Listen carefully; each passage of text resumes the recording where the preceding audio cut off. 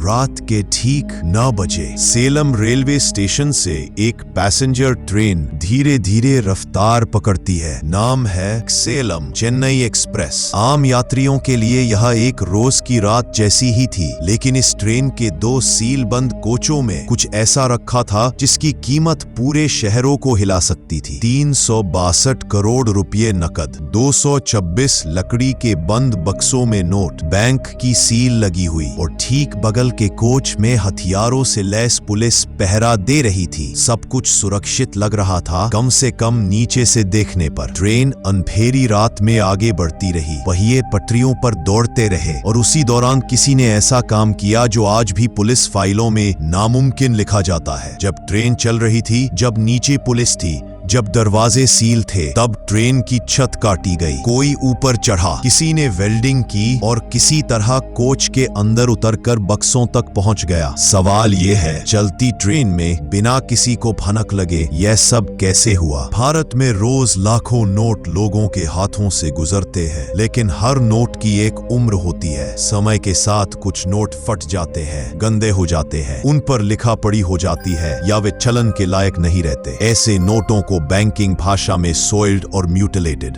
Currency कहा जाता है। ये नोट दोबारा बाजार में नहीं चलाए जा सकते, इसलिए देश के सभी बैंक इन्हें इकट्ठा करके रिजर्व बैंक ऑफ इंडिया यानी आरबीआई को भेजते हैं। आरबीआई इन नोटों को अपने करेंसी चेस्ट में जमा करता है, फिर या तो उन्हें नष्ट किया जाता है या नई करेंसी से रिप्लेस किया जाता है। यह एक रूटीन प्रक्रिया है जो हर हफ्ते और हर महीने देश भर में चलती रहती है। लेकिन 8 अगस्त 2016 को यही रूटीन प्रक्रिया भारत की सबसे रहस्यमयी ट्रेन लूट की नींव बन गई। उस दिन तमिलनाडु के अलग अलग बैंकों, खास तौर पर स्टेट बैंक ऑफ इंडिया और इंडियन बैंक से पुराने नोटों का एक बड़ा कंसाइनमेंट तैयार किया गया। ये सारे नोट ज्यादातर 500 रुपए के पुराने नोट थे जो 2005 से पहले के थे और अब चलन के लायक नहीं बचे थे। कुल रकम थी 342 करोड़ रुपए और इन्हें पैक किया गया था 222 लकड़ी के बक्सों में। हर बॉक्स सील्ड था, गिना हुआ था और कागजों में पूरी एंट्री मौजूद थी। इस पूरे कैश को भेजने के लिए चुनी गई ट्रेन थी train number 1161 Salem Chennai express. ये एक नाइट पैसेंजर ट्रेन थी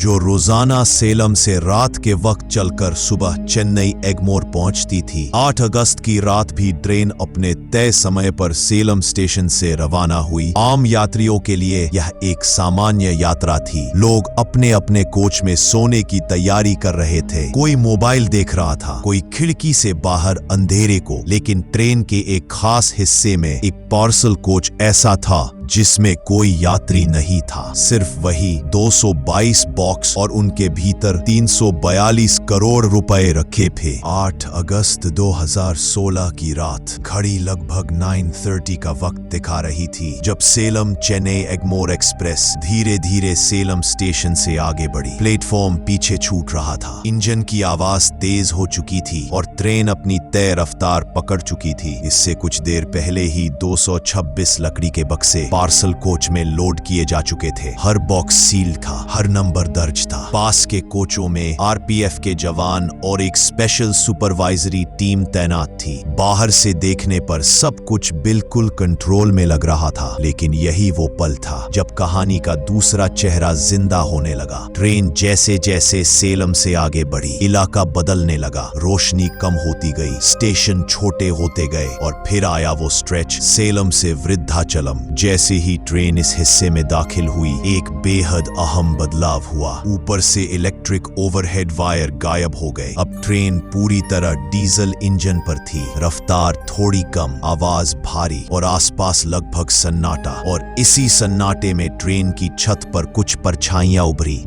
करीब 5 से 6 लोग पहले से प्लान के मुताबिक चलती ट्रेन की छत पर आ चुके थे। चेहरे ढके हुए, कपड़े साधारण, लेकिन हर मूवमेंट में आत्मविश्वास। आत्मविश्वास। यह कोई पहली बार नहीं कर रहे थे। ट्रेन की तेज हवा, लोहे की छत और नीचे दौड़ते पहिए सब उनके लिए कैलकुलेट किया हुआ था। वे सीधे उस हिस्से पर पहुंचे जहां नीचे पार्सल कोच था, वही कोच जिसमें 342 करोड़ रुपए रखे थे। अब शुरू हुआ असली खेल। एक आदमी ने बैग से गैस कटर निकाला। नीली पीली लौ अंधेरे में चमकी। ट्रेन की आवाज इतनी तेज थी कि धातु कटने की हल्की सी चीख उसमें दबकर रह गई। धीरे धीरे बेहद सावधानी से छत पर लगभग 2 स्क्वायर फीट का चौकोर छेद काटा जाने लगा। पसीना बह रहा था। ट्रेन हिल रही थी लेकिन हाथ नहीं कांप रहे थे। हर सेकंड की कीमत थी क्योंकि वृद्धाचलम ज्यादा दूर नहीं था और उसके बाद इलेक्ट्रिक सेक्शन शुरू हो जाता। कुछ ही मिनटों में छेद तैयार था। 2 लोग रस्सी के सहारे नीचे उतरे। अंदर का नजारा बिल्कुल अलग था। अंधेरा,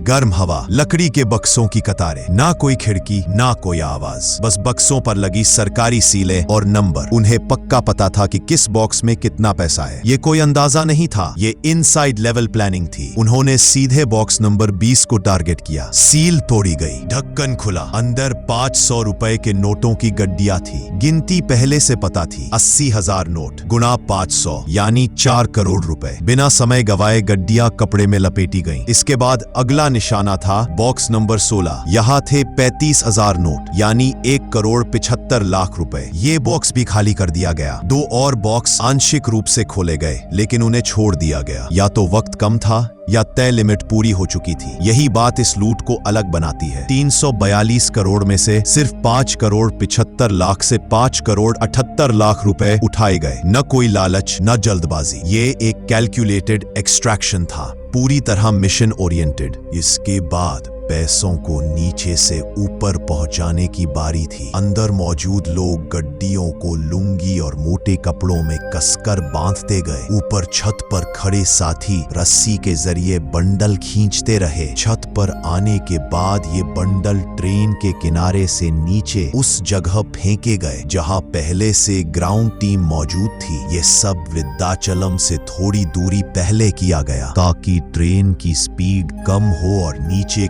लोग सुरक्षित तरीके से पैसे उठा सकें। पूरी कार्रवाई के दौरान नीचे किसी को कुछ सुनाई नहीं दिया क्योंकि पार्सल कोच पूरी तरह आइसोलेटेड था। अंदर कोई आर्म्ड गार्ड नहीं था। ट्रेन की तेज आवाज, डीजल इंजन की गड़गड़ाहट और रात का समय सब कुछ लुटेरों के पक्ष में था। आरपीएफ जवान पास के कोचों में थे लेकिन उनका ध्यान बाहर की तरफ था, छत की तरफ नहीं। किसी ने सोचा ही नहीं था कि खतरा ऊपर से आ सकता है। कुछ ही देर में गैंग के लोग एक एक करके ट्रेन से अलग हो चुके थे। छत पर काटा गया छेद वहीं रह गया लेकिन नीचे अब कोई नहीं था। ट्रेन आगे बढ़ती रही जैसे कुछ हुआ ही न हो। ये पूरा काम रात 12:15 बजे से 1:30 बजे के बीच पूरा हुआ। बाकी रात ट्रेन अपने तय स्टॉप्स पर रुकती रही। यात्री सोते रहे, सुरक्षा टीम अलर्ट में रही, लेकिन एक ऐसे खतरे से अनजान जो पहले ही निकल चुका था। सुबह करीब 3:55 से 4 बजे ट्रेन चेन्नई एगमोर स्टेशन पहुंची। इंजन रुका, प्लेटफॉर्म पर हलचल शुरू हुई। आरपीएफ जवान नीचे उतरे। सब कुछ सामान्य लग रहा था। अब तक किसी को अंदाजा नहीं था कि उसी ट्रेन में उसी सफर के दौरान भारत की सबसे साहसी ट्रेन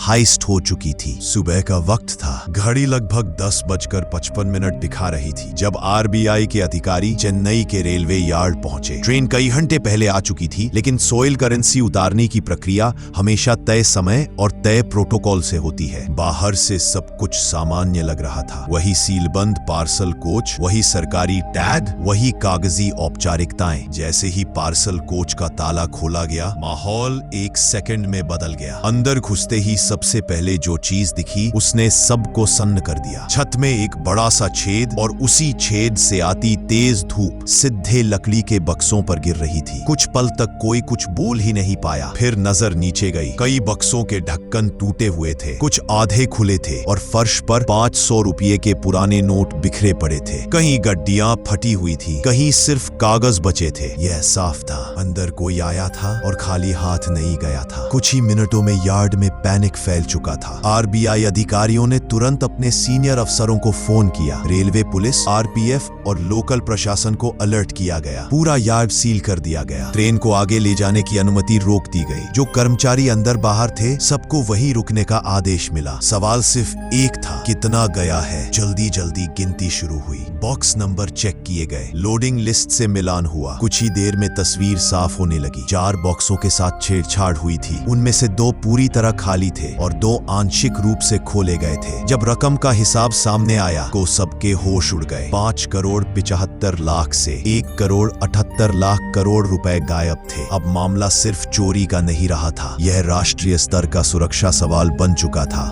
इसके बाद फोरेंसिक टीम पहुंची। छत के छेद, बॉक्सों के ढक्कन, फर्श, हर जगह से सैंपल लिए गए। 4 अलग अलग फिंगरप्रिंट मिले और एक जगह से खून का छोटा सा सैंपल भी मिला। उम्मीद जगी, लेकिन जब ये डेटा डेटाबेस में डाला गया तो नतीजा शून्य रहा। न फिंगरप्रिंट मैच हुए, न ब्लड सैंपल। जांच एजेंसियों को शुरू में भरोसा था कि केस जल्दी सुलझे जाएगा, लेकिन हफ्तों और महीनों में ये भरोसा टूटने लगा। सीसीटीवी फुटेज में कुछ खास नहीं मिला। जिस नॉन इलेक्ट्रिफाइड रूरल स्ट्रेच में वारदात हुई थी वहां कोई आई विटनेस नहीं था। रेलवे पुलिस, आरपीएफ और तमिलनाडु पुलिस की 7 स्पेशल टीमें बनाई गईं। Inside job, local gang, professional interstate gang, हर एंगल पर काम हुआ, लेकिन कोई ठोस नतीजा नहीं निकला। 2016 के आखिर तक ये केस लगभग गोल्ड हो गया। 11 अगस्त 2016 को केस सीबीसीआईडी तमिलनाडु को सौंपा गया। एडीएसपी सेंथिल कुमारन को जांच का जिम्मा मिला और डीएसपी कृष्णन को फील्ड ऑपरेशन सौंपा गया। 2017 के अंत में फॉरेंसिक अप्रोच छोड़कर तकनीकी जांच पर फोकस किया गया। अगस्त सितंबर 2018 में सेल टावर डेटा और जियो स्पेशल मैपिंग को ओवरले किया गया। करीब 50-60 मोबाइल नंबर ऐसे मिले जो 8 और 9 अगस्त 2016 की रात ट्रेन के साथ साथ मूव कर रहे थे। क्रॉस चेक में बारदी कम्युनिटी, रतलाम और गुना मध्य प्रदेश का लिंक सामने आया। नाम सामने आए